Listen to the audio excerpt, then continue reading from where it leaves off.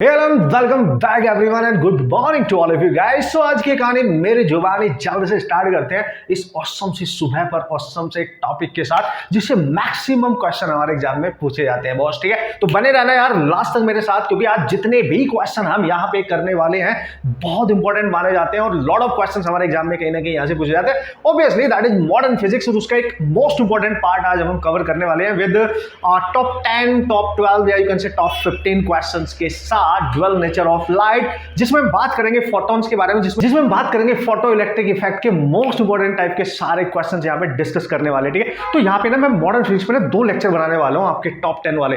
एक तो ये पूरा टॉपिक मैं यहाँ पे कवर करने वाला हूँ जितना भी इसमें आएगा। दूसरा मैं एटम एंड न्यूक्लियर का डिफरेंट लेक्चर बनाऊंगा जिससे आपको ज्यादातर क्वेश्चन आपके पास आए और हर कैटेगरी क्वेश्चन आप सॉल्व कर पाए। ओके, और उम्मीद करता हूँ दोस्तों आप प्रैक्टिस कर रहे होंगे, शानदार तरीके से अपनी प्रैक्टिस अब आप कर रहे होंगे, राइट।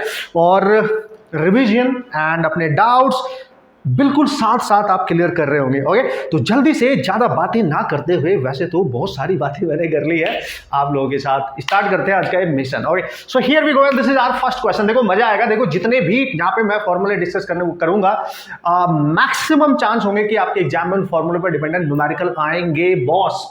ठीक है, क्योंकि उन्हीं पे डिपेंडेंट क्वेश्चन आते हैं मैक्सिमम। तो मैंने सेलेक्टिव ऐसे क्वेश्चन करे हैं। चले स्टार्ट करें। दोनों एग्जाम के वास्ते नीट में भर भर के, जेई में भी मैक्सिमम क्वेश्चन पूछे जाते हैं। समझिए लॉजिक क्या है। चलो भाई, here we go and this is the first question. जो भी क्वेश्चन हम लेंगे ना मतलब मजा आ जाएगा भाई, मजा आ जाएगा। ठीक है, आपको मजा आएगा। ठीक है, सो उसने बोला एक पार्टिकल है ए, एक पार्टिकल है बी। ए और बी, जब भी इस तरीके के क्वेश्चंस आते हैं ना जिसमें अलग अलग पार्टिकल के बिन होते हैं, उनकी अलग अलग प्रॉपर्टी लिख लिया करो, ज्यादा आसान रहता है क्वेश्चन को डील करना। उसने बोला पार्टिकल ए का जो मास है वो m है, उस पे जो चार्ज है वो q है, और उसको हम एक्सेलरेट करा रहे हैं बाय अप्लाइंग द 50 वोल्ट। या तो इसका मास है m, इस पे चार्ज है q और इस पे जो पोटेंशियल अप्लाई किया है दैट इज v, 50 वोल्ट। यानी इसको मान लो m1, इसको मान लो q1, a है ना ये, और इसको मान लो आप इसका वोल्टेज V1। वैसे ही पार्टिकल B भी है और पार्टिकल B का जो मास है वो 4m है, लेकिन चार्ज सेम है, लेकिन उसको एक्सेलरेट किया गया है बाय यूजिंग 2500 वोल्ट। मतलब सर इसका मास तो 4m है, मतलब m2 मान लो, और चार्ज इसका सेम है, मतलब q1 के इक्वल ही है, और इसका जो पोटेंशियल है वो तो बहुत ज्यादा है इससे, दैट इज 2500 वोल्ट। चलो भाई देखते हैं क्या पूछा है। देखो वैसे तो दिख रहा है कि क्या होने वाला है इसमें। ठीक है, the ratio of D Broglie wavelength या क्लोज टू, मतलब इस पार्टिकल के लिए डी ब्रोगली वेवलेंथ हम मान लेंगे लैम्डा ए और इसके लिए मान लेंगे लैम्डा बी या लैम्डा 1 लैम्डा 2 व्हाटएवर, जो भी आपको अच्छा लगे।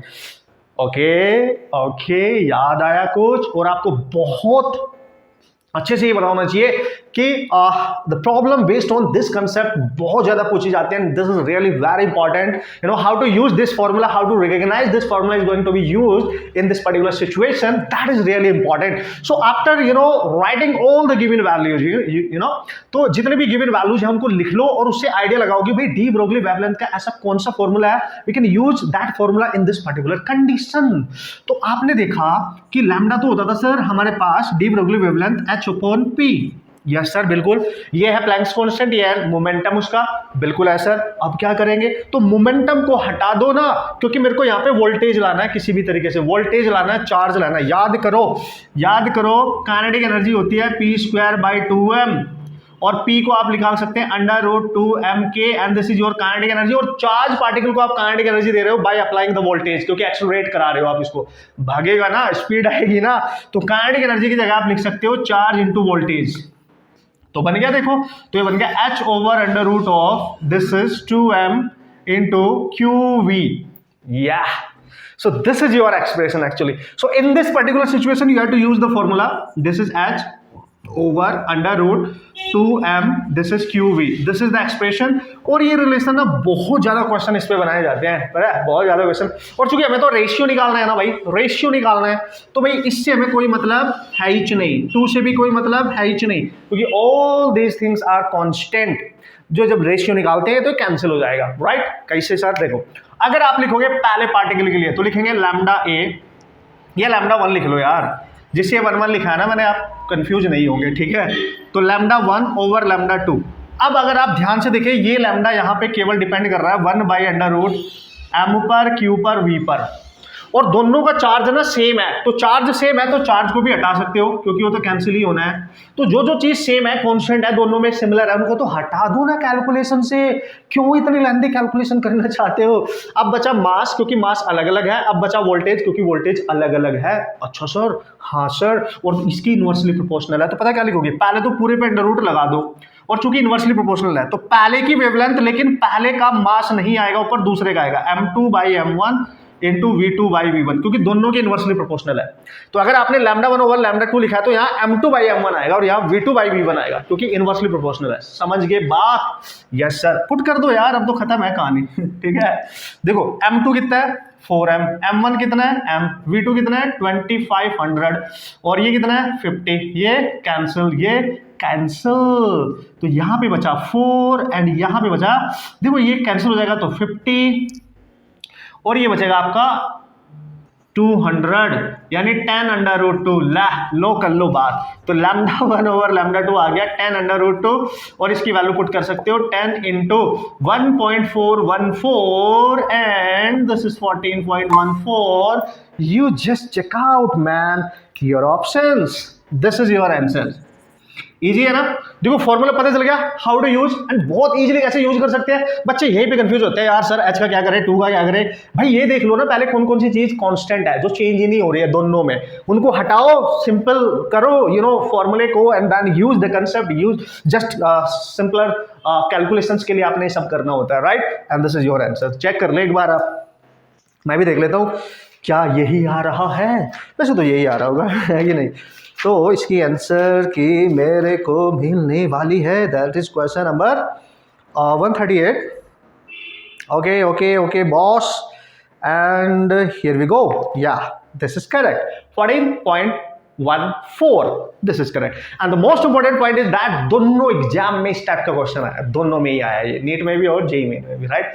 डेटा थोड़ा सा चेंज हो सकता है बॉस, ठीक है, but most important for both, है ना, दोनों। आप देख सकते हो, आपको लिखा मिल जाएगा यार, ऐसा कुछ भी नहीं है, ठीक है। अब वो क्या करेगा, ज्यादा ज्यादा वैल्यू चेंज कर देगा भाई, वोल्टेज चेंज कर देगा, चार्ज चेंज कर देगा, मास चेंज, भाई सॉल्व करने का तरीका सेम ही रहेगा ना, समझो। और अगर इसमें मास भी अलग अलग होता ना भाई, मास, तो ये वाला फॉर्मूला यूज कर सकते थे आप, λ1/λ2, ठीक है। अगर मास भी अलग अलग होता, no no no no, charge भी अलग अलग होता, ठीक है, तो चार्ज के भी इनवर्सली प्रोपोर्शनल है, तो आप लिखते m2/m1, ठीक है, q2/q1, v2/v1, तब आप सबकी वैल्यू लेते। डन डन, चलो आगे बढ़ते हैं जल्दी से, बिना देर किए हुए आगे बढ़ते हैं। Okay okay, so here we go, and this is the next question. Question है ग्राफिकली। अच्छा, ग्राफिकली क्वेश्चन है सर, दो बार पूछा गया है सर, क्यों पूछा गया दो बार? चलो भाई देख लेते हैं, क्योंकि वो हमें ढक्कन समझते हैं और हम ढक्कन है नहीं एक्चुअली, ठीक है। तो यार इतने आसान क्वेश्चन अगर आते हैं तो उनको बिल्कुल भी गलत करके मत आ जाइए, ठीक है, गलती से भी गलत नहीं होना चाहिए, समझ गए? तो उसने बोला था graph between the variation of the D Broglie wavelength and the momentum of associated with it momentum. अरे यार ये तो सीरियसली आसान हो गया। डी ब्रोगली वेवलेंथ होती है h/p, ये है कांस्टेंट, ये है मोमेंटम, ये है उसका wavelength. De Broglie inversely proportional होता है। अब देखो y एक्सिस पे क्या है, x एक्सिस पे क्या लिखा हुआ है? y एक्सिस पे लिखा हुआ है बॉस लैम्डा, क्योंकि लैम्डा वेरी कर रहा है विद रिस्पेक्ट टू p। और याद करो वो जमा रहा, देखो याद करो, देखो इसके और इसके बिटवीन आपने ग्राफ ड्रॉ करना है। You just imagine this is A y function and this is x function, x की पावर 1 है, इनवर्सली प्रोपोर्शनल है। यार जब ऐसा फंक्शन होता है कि 1/x है और y इस तरीके से डिपेंड कर रहा है, यानी लैम्डा इनवर्सली प्रोपोर्शनल है, p की पावर पे इनवर्सली प्रोपोर्शनल डिपेंड कर रहा है, तो ऐसा ग्राफ हमेशा रेक्टेंगुलर हाइपरबोला बनेगा। रेक्टेंगुलर हाइपरबोला, समझिए, दिस इज रेक्टेंगुलर हाइपरबोला। कभी कभी नाम पूछ लेता है, इसमें तो ग्राफ पूछा, दो बार आ चुका, पता नहीं क्यों आया, पता होना चाहिए आपको, ठीक है।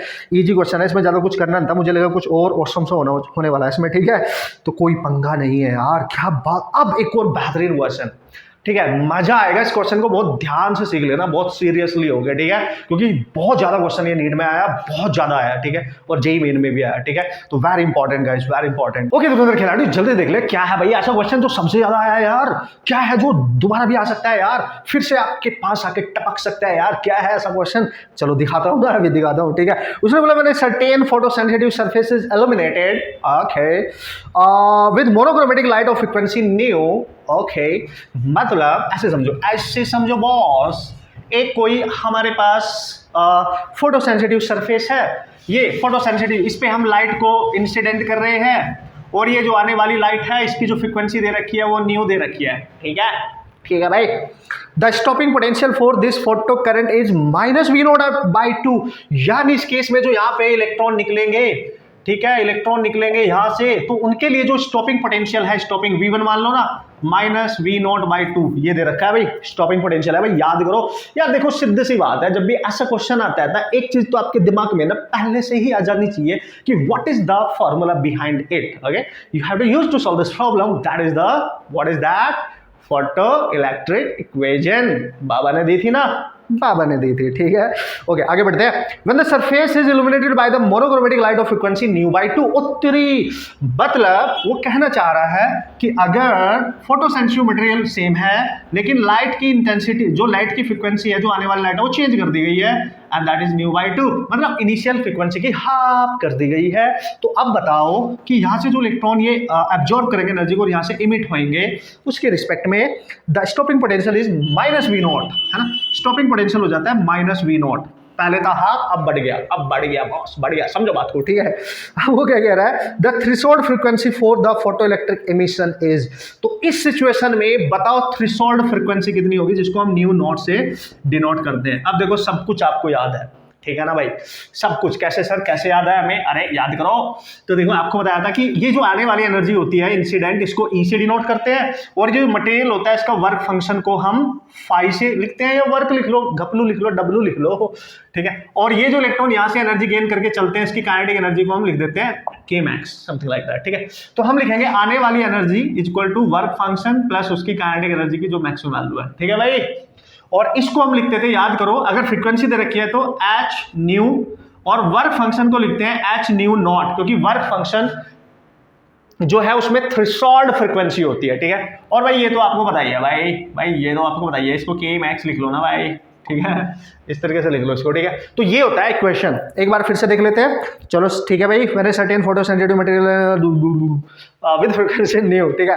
द स्टॉपिंग पोटेंशियल इतना है, and when the surface is illuminated by the monochromatic light of frequency this, मतलब स्पीड वगैरह की कोई बात नहीं करी है, तो भाई बहुत बढ़िया होने वाला है काम, है ना, मस्त तरीके से हम इसको देखने वाले हैं, कैसे हम इसको सॉल्व करने वाले। पता क्यों, देखो यहाँ पे स्टॉपिंग पोटेंशियल की बात करिए, और ये जो काइनेटिक एनर्जी होती है ना, एक चीज हमेशा याद रखना, इस काइनेटिक एनर्जी को हम स्टॉपिंग पोटेंशियल के टर्म्स में लिख सकते हैं। This kinetic energy can be written in terms of stopping potential, कैसे सर, इसको लिख सकते हैं Q इंटू वी नॉट, ये है स्टॉपिंग पोटेंशियल वी नॉट, और ये इसका चार्ज है, और चूंकि यहाँ पे इलेक्ट्रॉन है तो E लिख लेना आप, E लिख लेना, ठीक है, E लिख सकते हो।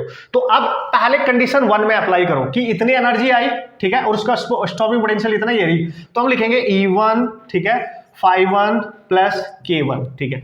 E1 को क्या लिखोगे, H न्यू, ये, ठीक है, इसको क्या लिखोगे, H न्यू नोट। देखो यार वर्क फंक्शन तो सेम रहेगा, क्योंकि मटेरियल सेम है ना, तो वर्क फंक्शन सेम रहेगा, तो उसको लिखने की जरूरत नहीं, इसको फाई ही लिख लो, प्लस इसको क्या लिखोगे, इसको लिखना पड़ेगा, ठीक है, इसको लिखना पड़ेगा आपको EV ये 1, ठीक है। तो यहाँ पे आएगा H न्यू फाई माइनस, इसको लिख लो आप V नॉट बाई 2, और ये EB है, EB है। अगर इलेक्ट्रॉन वोल्ट में लिख रहे हो वो अलग बात है, ठीक है, बट हमने लिख लिया, चलो हमारा क्या जा रहा है, हम उसी तरीके से क्वेश्चन को बना सकते हैं, ठीक है। तो भाई एक इक्वेशन तो आप ये मान लो, ठीक है, क्योंकि हमें तो थ्रेशोल्ड फ्रीक्वेंसी चाहिए, और थ्रेशोल्ड फ्रीक्वेंसी हमें वर्क फंक्शन से मिलेगी, दैट इज न्यू नॉट, और वो हमें यहाँ से निकालना पड़ेगा पहले। अभी तो एक ही इक्वेशन है यार, कैसे निकालेंगे, एक और बना दो ये वाली कंडीशन। जब इस कंडीशन को अप्लाई करोगे तो आप लिखोगे E2 फाई सेम रहेगा प्लस K2, तो E2 कितना है भाई, H, ठीक है, प्लस H न्यू होता है ना, और उसका न्यू है न्यू नॉट बाई 2, ठीक है, और ये हो गया 5 प्लस K को क्या लिखेंगे भाई, माइनस वी नॉट, यानी E माइनस वी नॉट हो गया, यानी पूरा ही लिख दो माइनस E वी नॉट, ये होगी सेकंड इक्वेशन, है कि नहीं भाई। अरे सेकंड इक्वेशन होगी भाई, तो क्या करो, अब देखो इसमें से इसको सब्ट्रैक्ट करो, इक्वेशन फर्स्ट से इक्वेशन 2 को सब्ट्रैक्ट कर दो, बिना सोचे समझे कर दो। तो जब इसमें से इसको सब्ट्रैक्ट करोगे ना, तो H new minus H new by 2, और इससे ये कैंसिल हो जाएगा, इससे ये सब्ट्रैक्ट करो, minus E V naught by 2, और माइनस माइनस ये प्लस हो जाएगा E वी नॉट, तो ये बचेगा यहाँ पे H न्यू बाई 2, और यहाँ पे आप देख सकते हो 2 आ जाएगा प्लस में, तो E वी नॉट बाई 2 बचेगा।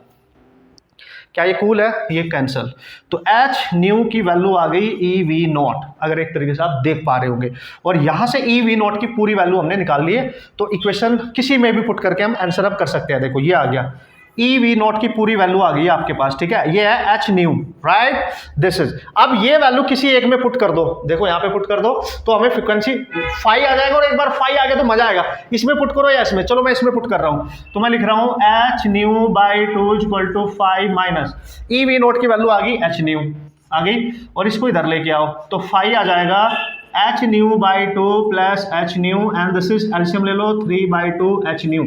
और दोस्तों फाई अभी अभी मैंने आपको लिखा था, इसको क्या लिखते हैं, देखो फाई को लिखते हैं एच न्यू नॉट, राइट, और इधर आ जाएगा 3 बाई 2 एच न्यू, एच से एच कैंसिल तो न्यू नॉट आ गया 3 by 2 new. This is the threshold frequency, जो इंसिडेंट फ्रीक्वेंसी की उसकी 3 बाई 2 टाइम्स है, यानी 1.5 टाइम्स है, ये आपकी threshold frequency. Check out your options, ऐसे ही करना है, इजी। ये फॉर्मूला याद रखो, दोनों कंडीशन में अप्लाई करो, एक अननोन वैल्यू को निकालो, दूसरी में रख दो जिसको निकालना है, यही प्रोसेस अप्लाई करना है बस, ठीक है।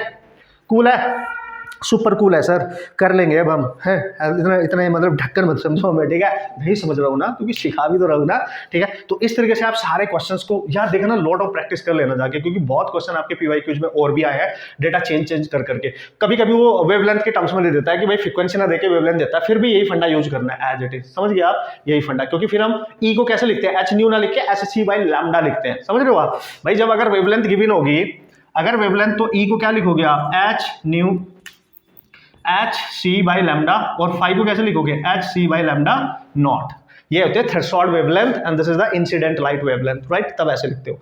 क्लियर है ना फंडा, चलो भाई ऐसे कर लेंगे, चलो ओके ओके समझ गए होंगे। अब चलते हैं next question, come on, okay, so here we go, and this is the next question। देखो भाई रिपीट होने के लिए बहुत इंपॉर्टेंट क्वेश्चन माना जाता है, ठीक है, एज इट इज आएगा, अगर आएगा तो एज इट इज आएगा, और ध्यान से देख लेना कैसे सॉल्व करना है, रट नहीं सकते, इसको सीखना ही पड़ेगा, ठीक है, और दोनों फॉर्मूले आपको याद होने चाहिए, तभी क्वेश्चन आप करके आ सकते हो, और मचा डालेंगे फिर मस्त तरीके से, ठीक है। क्वेश्चन क्या है सर, ये तो बता दो, देखो भाई क्वेश्चन में दिया गया इलेक्ट्रॉन ऑफ मास m, ठीक है, एक इलेक्ट्रॉन है जिसका मास है m, ठीक है, ये आपका इलेक्ट्रॉन मास है इसका m, एक है फोटोन, उत्तरी की, अच्छा, फोटोन हैव सेम एनर्जी, ठीक है, फोटोन की जो एनर्जी है वो E है, अगर इसकी एनर्जी भी E है, ठीक है, सेम एनर्जी बोल रहा है भाई, photon having same energy, the ratio of D Broglie wavelength associated with them is, उनसे, देखो भाई इलेक्ट्रॉन है, इसको हम पार्टिकल मान के चलेंगे, ठीक है, और ये तो फोटोन है बॉस, फोटोन है, इसकी भी निकाल लेंगे, ठीक है।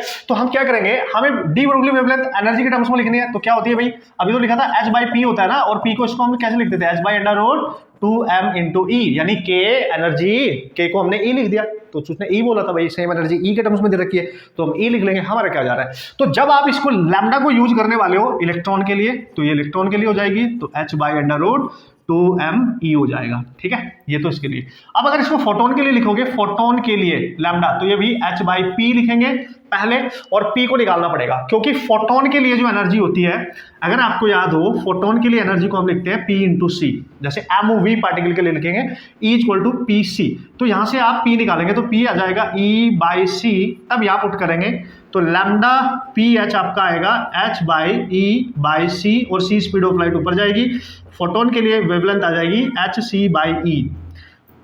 बस बन गई बात यार, क्या बात कर रहे हो यार, क्या बोला था उसने बोला कि रेशियो निकालो भाई इनका, चलो भाई इसको इससे डिवाइड करो, तो lambda E over lambda photon, ठीक है, यही पूछा है।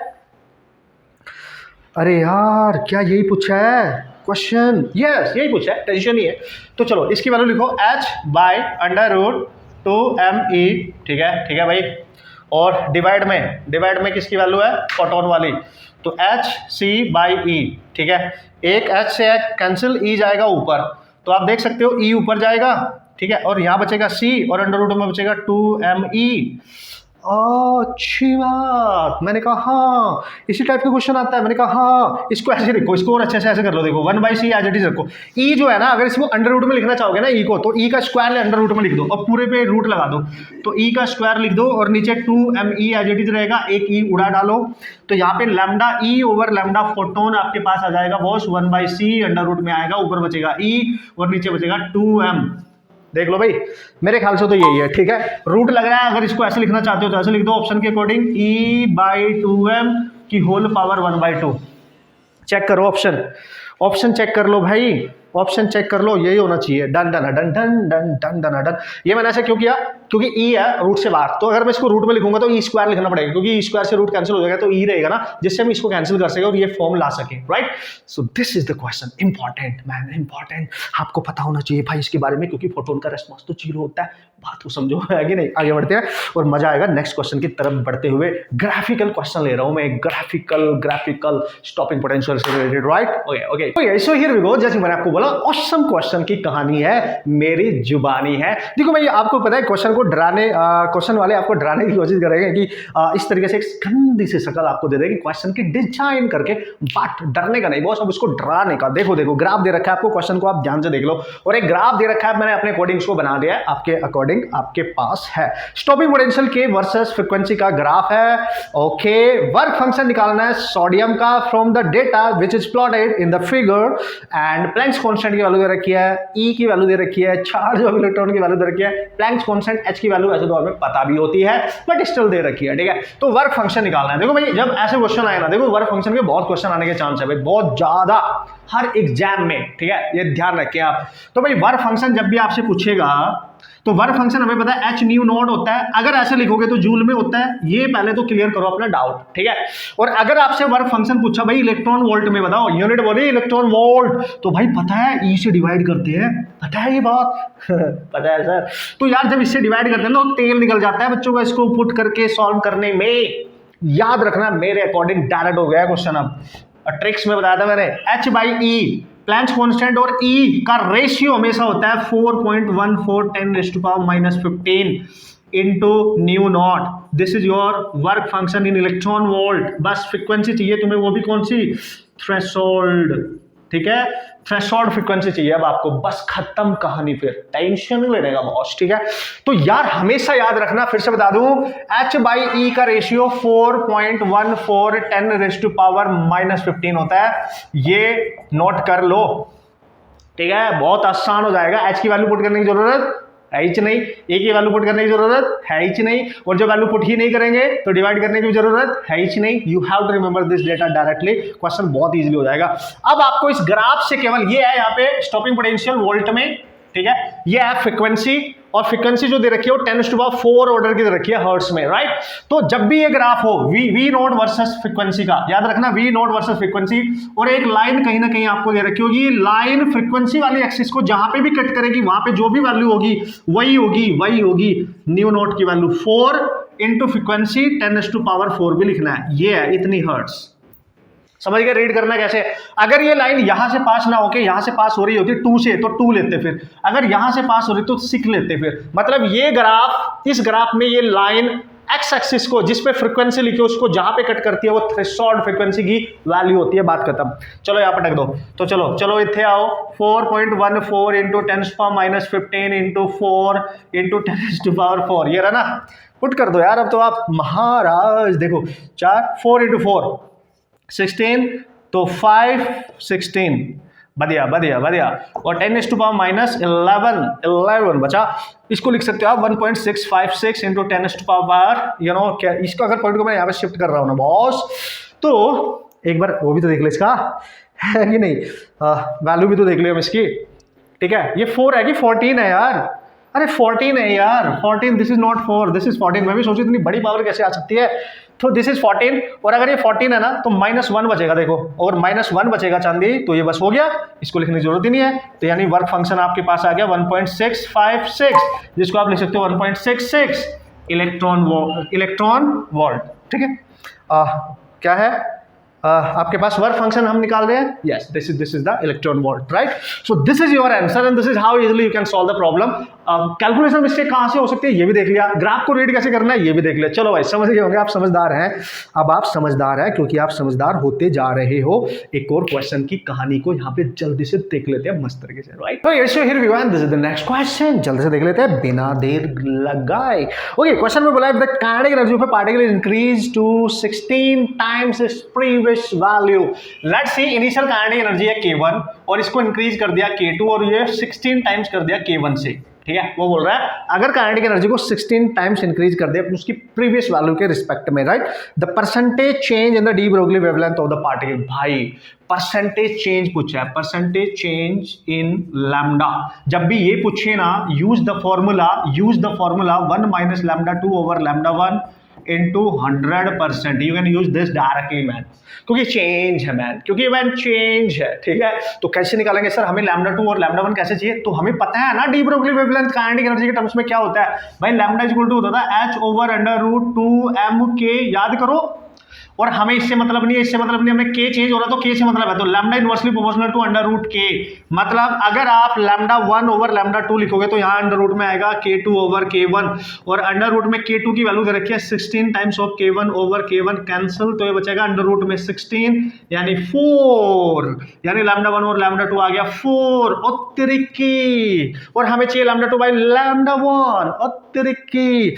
तो पता है क्या करना है, इसको लिख लो lambda 2 by lambda 1, this is 1/4, ऐसे लिख सकते हो, बस पुट कर दो।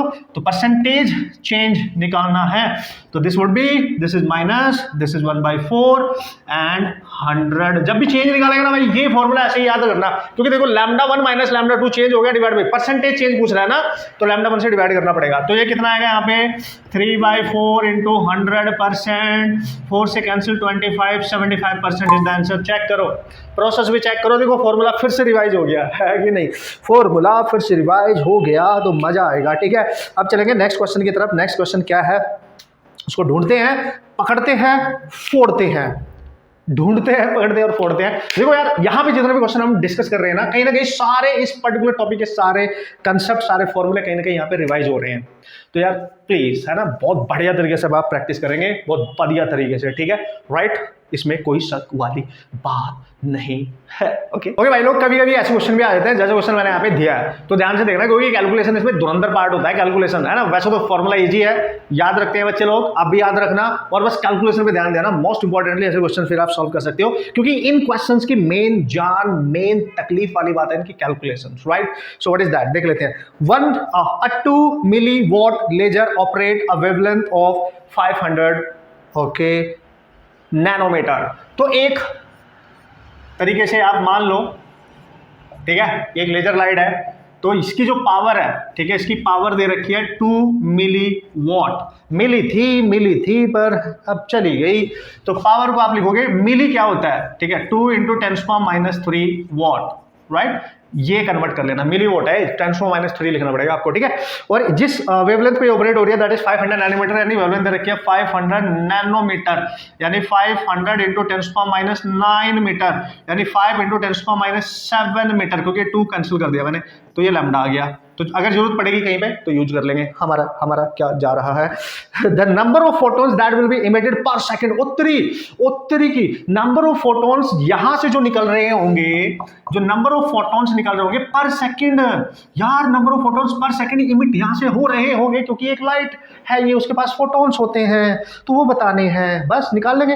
एच दे रखा है, सी दे रखा है, वो तो हमें पता होता है, सी मतलब स्पीड ऑफ लाइट। तो जब भी ये क्वेश्चन आपसे पूछे ना नंबर ऑफ फोटोन पर सेकंड, ठीक है, याद रखना पर यूनिट टाइम, तो हमेशा पावर ओवर उसकी एनर्जी फोटोन की, बस ये फॉर्मूला होता है, बात खत्म।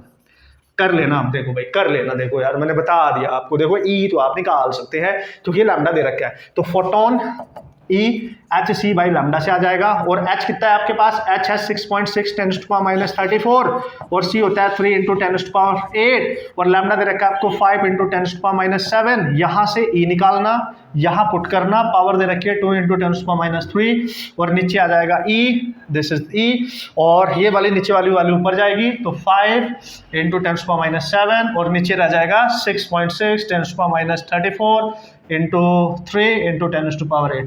इसको सॉल्व करना भाई, इसको सॉल्व करना, this is your main thing. यहाँ से सॉल्व करके 5 लगभग 5 × 10⁻15 आना चाहिए, इतने फोटोन्स होंगे पर सेकंड जो इमिट हो रहे होंगे, ये आप चेक कर लेना, ठीक है, राइट। तो कर लेंगे यार, क्या प्रॉब्लम है यार, कर लेना यार, ठीक है, हो जाएगा, ठीक है, नो प्रॉब्लम एट ऑल, ठीक है। So this is how you can handle this type of question. इस क्वेश्चन को लेने का मकसद कि ये फॉर्मूला आपने याद रखना है, जब भी नंबर ऑफ फोटॉन्स इमिट हो रहे हैं पर सेकंड वो पूछे पर यूनिट टाइम, तो जो उसकी पावर होगी, जो भी सोर्स गिवन होगा, divide by energy of the photon, उसे डिवाइड कर देना। समटाइम गिवन होती है, समटाइम गिवन नहीं होती है, तो फॉर्मूले से यूज कर लेना। अगर वेवलेंथ ना होती तो एच न्यू यूज करते, फिर वेवलेंथ ना होती तो फ्रीक्वेंसी गिवन होती। पक्का पक्का पक्का। चलते हैं नेक्स्ट क्वेश्चन की तरफ, धीरे धीरे मंजिल की तरफ, एंड की तरफ हम बढ़ रहे हैं बॉस, ठीक है, मस्त तरीके से। एक और क्वेश्चन देखते हैं बढ़िया तरीके से, बढ़िया, ओके। तो बॉस जल्दी से देख लेते हैं क्या है इसकी कहानी। ओके, क्वेश्चन में बोला गया photosensitive metallic surface has work function H nu not.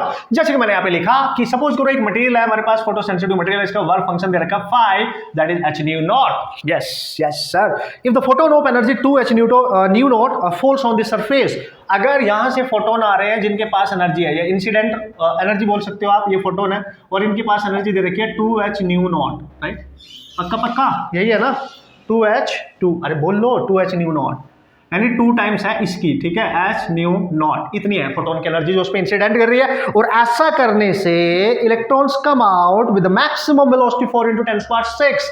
ऐसा करने तो जो इस मटेरियल से इलेक्ट्रॉन इस एनर्जी को एब्जॉर्ब करेंगे और बाहर भाग जाएंगे, एंड जो इलेक्ट्रॉन यहां से इजेक्ट होंगे उनकी जो काइनेटिक एनर्जी दे रखी है मैक्सिमम, है ना, इनिशियल मान लो आप इसको 4 × 10⁶ दे रखी है मीटर पर सेकंड। अच्छा सर, मतलब what is the condition sir? There is a metallic surface, you can say the photosensitive material surface, you can say having the work function this, and when we incident some light of photon having this energy and the electron from this surface emit out with this velocity, this is the maximum possible velocity, right? This is the situation. आगे बढ़ो, आगे बढ़ जाओ। अब क्या बोल रहा है सर? आगे बोल रहा है अगर if the photon energy is increased to 5h new not, अगर मैं इसको सेम रखूं, वर्क फंक्शन सेम है h न्यू नॉट, लेकिन आने वाली फोटोन की एनर्जी को आपने इंक्रीज कर दिया, पहले E1 थी अब E2 हो गई, 5h न्यू नॉट कर दिया, देखो इंक्रीज कर दिया ना आपने, तो यहां से जो इलेक्ट्रॉन इमिट होंगे, ठीक है, इनकी वेलोसिटी बताओ क्या होगी भाई, बताओ किस वेलोसिटी के साथ ये इमिट आउट होंगे। Now what is the velocity of emitted electron in this situation when the incident energy increased comparatively to this initial, right? This is the question. तो दोस्तों एक चीज तो यहाँ पे बिल्कुल क्लियर दिख रही है कि फोटो इलेक्ट्रिक इक्वेशन आपने यहाँ पे यूज करने लिए और क्वेश्चन हो जाना है, बहुत जल्दी क्वेश्चन हो जाएगा आपका, कोई टेंशन नहीं, थोड़ी कैलकुलेशन तो करनी पड़ेगी, लेकिन उससे भी बेसिक फंडामेंटल ट्रिक जो मैंने आपको सिखा रखी है उसका यूज करोगे तो बहुत ही ऑसम तरीके से नहीं कर सकते क्वेश्चन। यस, देखो वैसे अगर जनरली करना है तो कैसे करोगे, इस केस में E1 = 5 + K1, तो E1 कितना है 2h न्यू नॉट, 5 है, इसको लिखोगे हाफ mv मैक्सिमम का स्क्वायर 1 लिख लो, यहाँ पे ये वाला केस हो जाएगा और ये वैल्यू आपको दे रखी है। फिर इस वाले कंडीशन में हम लिखोगे ये e की जगह this is 5h new not, 5 same है, प्लस हाफ mv मैक्सिमम का स्क्वायर, ये 2 है, ये सेकंड इक्वेशन है, this is first equation, this is second equation, दोनों का यूज करो आपका आंसर बन जाएगा, ठीक है, दिस इज द केस। लेकिन समझो, लेकिन क्या है सर, लेकिन देखो, तो लेकिन बात ऐसी है कि बस ऐसे ही है। देखो भाई, जब उसके पास एनर्जी ये थी, राइट, जब ये एनर्जी थी तो वेलोसिटी थी ये वाली, ठीक है, sorry this is velocity V1 max, तो V1 थी, फिर हमें V2 निकालनी है, तो हम लिखेंगे V1 / V2 initial speed divide by जो अब निकालनी है इक्वल टू अंडर रूट लगा दो, अंडर रूट लगा दो बॉस, ध्यान से समझना, अंडर रूट लगा देंगे हम, ठीक है। तो हम क्या लिखेंगे, जो इनिशियल एनर्जी दे रखी है उसमें h न्यू नॉट का जो कोफिशिएंट होता है वो ले लो और रूट में लिखो और उसमें से एक सब्ट्रैक्ट करके लिख दो। फंडा बता रहा हूँ, फंडा, एक्चुअल कंसेप्ट क्या है वो मैंने बता ही दिया है, दिस वन इक्वेशन, दोनों को सॉल्व करो, लॉट ऑफ टाइम लगेगा, कंसेप्ट यही है, लेकिन फंडा ये है इस टाइप क्वेश्चन करने का। देखो V1 / V2 का रेशियो लिख दो इक्वल टू पूरा अंडर रूट लगा दो, लगा दिया सर, फिर जो h न्यू नॉट का कोफिशिएंट है वो लिखो, उसमें से एक सब्ट्रैक्ट करना है हमेशा, केवल एक, फिर दूसरी एनर्जी को देखो 5h न्यू नॉट है और इसका कोफिशिएंट ले लो 5, उसमें से एक सब्ट्रैक्ट करो, देख लो क्या बचा, यहाँ बचा 1, यहाँ बचा 4, फिर यहाँ पे रूट में बचेगा 1/2, यानी V1 / V2 की वैल्यू आ गई 1/2, हमें V2 निकालना है, क्रॉस मल्टीप्लाई करके 2V1 और इनिशियल वेलोसिटी दे रखी है 4 × 10⁻6 और आंसर जल्दी से आ गया 8 × 10⁻6 दैट इज मीटर पर second. This is how easily you can solve the problem. ऐसे बहुत सारी ट्रिक दे रखी है यार बुक में, बहुत ज्यादा दे रखी है यार, सॉल्व करो यार, जिसने नहीं ली यार लो उसको यार, आपके लिए बहुत औसम होने वाली है आपके एग्जाम को क्रैक करने के लिए, come on. So hope so समझ गए होंगे। फंडे के साथ साथ आप कंसेप्ट भी समझ गए होंगे कि क्या कंसेप्ट इसमें एक्चुअल में यूज हो रहा है, राइट। अब चलते हैं हम नेक्स्ट आगे की कहानी में। ओके भाई, देख लेते हैं नेक्स्ट क्वेश्चन क्या है हमारे पास और किस तरीके से हम इसको सॉल्व कर सकते हैं, क्योंकि कभी कभी कुछ डायरेक्ट फॉर्मूला बेस्ड क्वेश्चन भी तो आते हैं। तो क्वेश्चन में बोला गया कि threshold frequency of a photoelectric effect on sodium corresponding to a wavelength of 5000 angstrom. बताओ इसका वर्क फंक्शन क्या होगा। तो जब भी वर्क फंक्शन पूछे तो ये फॉर्मूला यूज करना है एच न्यू नॉट या h C by lambda naught. अगर फ्रीक्वेंसी दे रखी है थ्रेशोल्ड तो अच्छी बात है, नहीं दे रखी है तो वेवलेंथ गिवन होगी, अच्छी बात है। और यहां से आंसर जूल में आएगा। जूल में नहीं निकालना तो आप h nu naught by e लिखेंगे या h C by lambda naught और ई लिखेंगे इलेक्ट्रॉन वोल्ट में निकालने के लिए। तो पहले ऑप्शन को चेक कर लिया जाता है कि यूनिट क्या दे रखी है यार, और इसका ऑप्शन जो यूनिट में दिया है वो तो जूल दिया है, तो भाई ये वाले यूज करने की जरूरत है नहीं। और यहाँ पे फ्रीक्वेंसी भी नहीं दे रखी है, आपको वेवलेंथ दे रखी है। वेवलेंथ दे रखी है आपको कितनी सर, 5000 एंगस्ट्रॉम। और आपको पता है इसको कैसे लिखोगे, इंटू 10⁻⁻10 इतना 1 एंगस्ट्रॉम है भाई, इतना मीटर होता है भाई, ठीक है। तो लैम्डा नॉट, तो हियर वी गो। तो घपलू आ गया आपके पास, मतलब वर्क फंक्शन आ गया आपके पास, H C by lambda not use करोगे, H C by lambda not. H की वैल्यू 6.63 10⁻34 एंड सी की value 3 into 10⁸ speed of light होती है। एंड दिस इज 5000 इंटू 10⁻10 उत्तर की, यस। तो घपलू इक्वल टू, देखो देख लो ये कैंसिल, ठीक है, और ये 3 से ये कैंसिल, ठीक है। तो 6.63 इंटू 3, ठीक है। तो नीचे बचेगा 5 और ऊपर पावर 10 कैंसिल हो गया, 10⁻24 बचेगा। क्या ये बात समझ में आती है। और यहाँ से 5 बचेगा, 10⁻5 भी बचेगा, क्योंकि 3 पावर यहाँ से कैंसिल कर दी तो 5 बचेगा। अब देखो इससे इसमें मल्टीप्लाई कर दो बॉस, है ना। 3 इंटू 3 9 18 19 पॉइंट बाई 5 इंटू 10⁻, ये बन गया 17, ठीक है। नो 17 क्यों होगा भाई, दिस इज 19 होना चाहिए, ठीक है। 19 होना चाहिए, क्योंकि 24 है ना और ये प्लस का 5 है तो -19 बचेगी। और इस चीज को सॉल्व भी कर सकते हैं आप, ठीक है। तो 5 से डिवाइड करो 19.89 को, ठीक है। और ये याद भी रख सकते हो। देखो एक इंटरेस्टिंग बात बताता हूँ आपको कि कभी एच सी की वैल्यू की जरूरत पड़े तो ये 19.9 इंटू 10⁻, ठीक है, 24, राइट। ये बचेगा आपका नोट 24, दिस इज 8। अगर मैं इसको मल्टीप्लाई कर रहा हूँ और अगर ये वाली पावर इसके, मैं जस्ट आपको बता रहा हूँ, इसको बाद में देख लेंगे हम, ठीक है। सो ये बन गया 26, ठीक है, दिस इज -26। तो ये आप याद भी रख सकते हो, ठीक है। ये वाली वैल्यू एच सी की, जैसे एच बाई ई की वैल्यू मैंने आपको बताई थी ना 4.14 इंटू 10⁻15, ऐसे याद रख सकते हो। एक बार आप चेक कर लेंगे, ठीक है। यस यही होगा, ठीक है, यही होगा।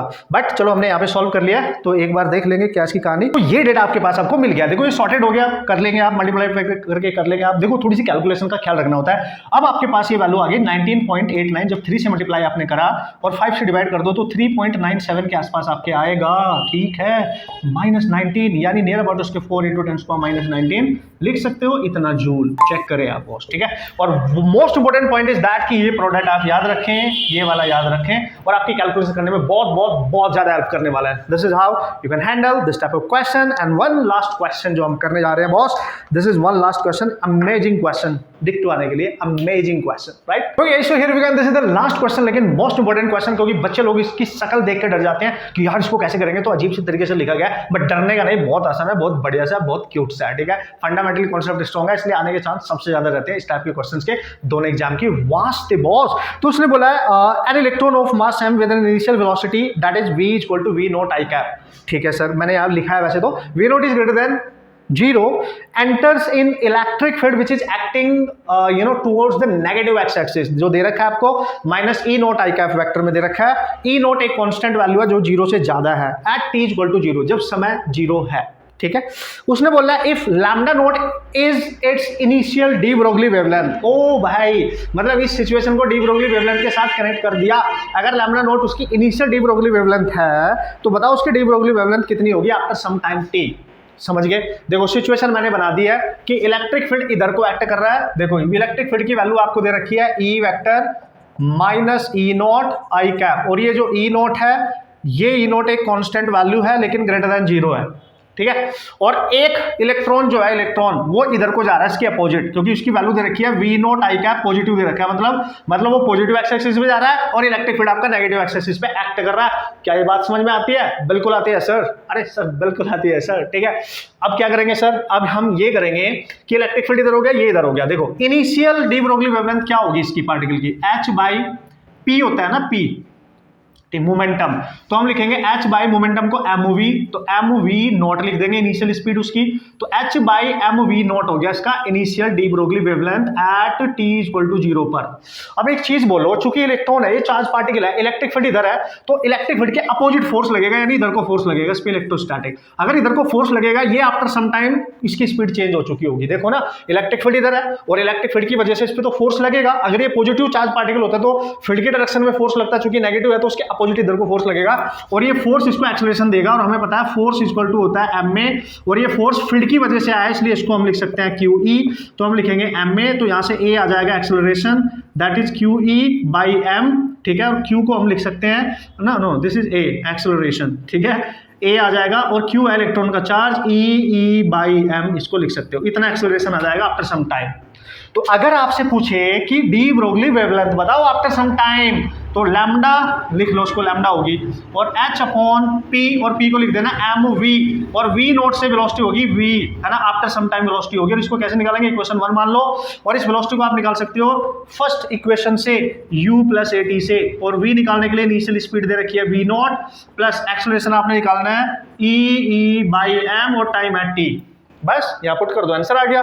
तो देख लो, थोड़ा सा एडजस्टमेंट कर लेंगे, तो लैम्डा आ जाएगा h ओवर m, और यहाँ लिखा हमने v naught plus e t by m. वैसे तो ये आंसर आ चुका है, बट उसने आंसर करा रहा है इनिशियल लैम्डा के टर्म्स में, तो इनिशियल लैम्डा के टर्म्स में लाने के लिए हमें h by m V naught चाहिए। तो अंदर से ना v नॉट बाहर ले लो, तो एम वी नॉट अंदर से, देखो यहाँ बचेगा 1, और यहाँ v नॉट नहीं है तो डिवाइड हो जाएगा e t by m, this is V naught, और इस वैल्यू को देखो ये क्या है, ये लैम्डा नॉट है, तो लैम्डा को लिख सकते हो आप lambda naught over 1 plus e t, and this is m V naught, and this is your answer.